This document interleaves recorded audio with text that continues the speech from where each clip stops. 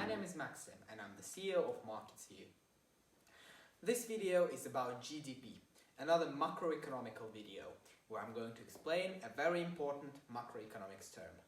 Okay, GDP, that stands for Gross Domestic Product, and GDP is the sum of all products produced in the economy in 1 year. Now we're going to discuss the formula. It appears on the screen now. GDP, as you can see, is C plus G plus I plus NX. Okay, let's start with the first one. C, consumption. That's the consumption of the citizens inside the country. So everything that people consume. Investment, that's the investment done by firms into, let's say, new machines for the production line. G is government spending. So that's what the government spends on infrastructure, on healthcare, on defense, and so on. NX is net exports, that is exports, what your company sells to other countries, minus imports, what your company buys from other countries.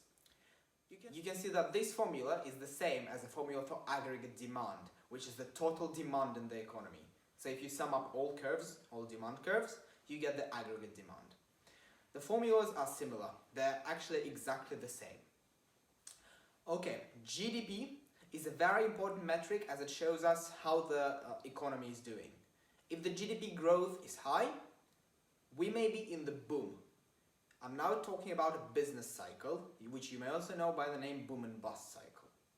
So we're in a boom when GDP growth is high, when inflation is high, and everything is good in the economy. Consumer confidence is very high at this point as well. We then go into a recession. You will now see a business cycle on your screen.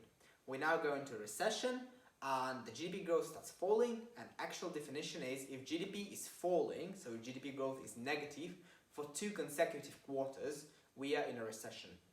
The most recent example of a recession is the COVID-19 pandemic recession, which just happened, and some economists believe we're still in it now.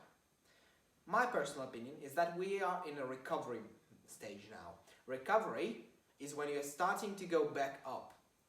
So your GDP growth gets back to positive, your consumer confidence starts rising. Between those two, recession and recovery, we have the bottom position, which we call a trough.